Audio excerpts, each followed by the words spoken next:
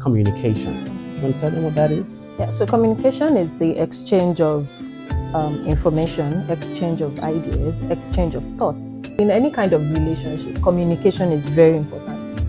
Usually we stop at the I have passed my message, I have said what I wanted to say, but then it doesn't end at just passing it. Rather, there's a place of feedback. Does this person understand what you have said enough to be able to provide you feedback? Until that has happened, you have not communicated. It doesn't mean that we will not have differences. It doesn't mean that we will not have days where we are off. However, the moment the communication gap is breached, anything can be resolved because we can always come to the table to talk. But when there's no table to talk, when there's no opportunity, there's no means of passing or conveying that message to each other, then there is nothing to build on. There is nothing to work with. There's nothing to work at.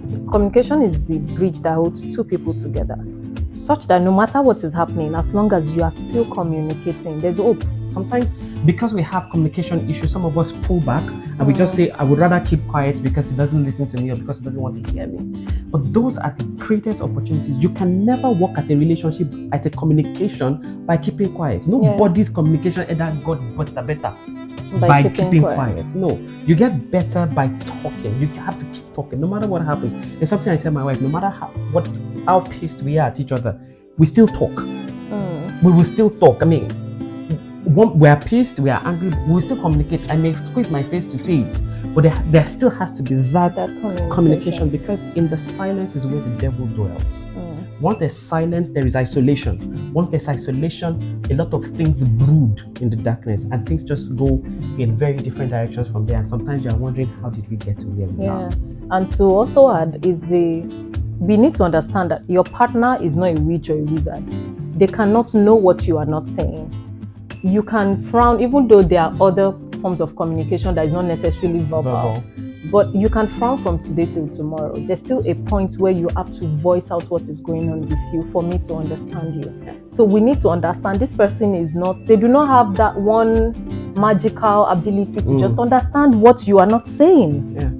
And we need to get that we are also different. The way we communicate is different. Just because we grew up in different environments. Just because your family communicated in a certain way doesn't mean I understand that language. I don't understand that language. So it will take a time for us to work together, for us to get... What are you looking at in my hair?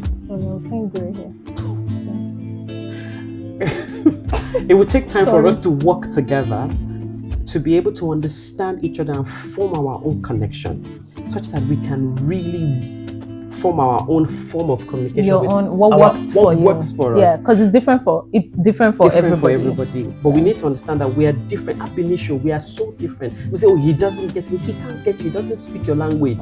You have to teach him or her your language. It's supposed to be 2 minutes. Okay, at this point, goodbye. We hope that we have been able to convince and not confuse you that communication is the most important ingredient in marriage. See ya. Bye.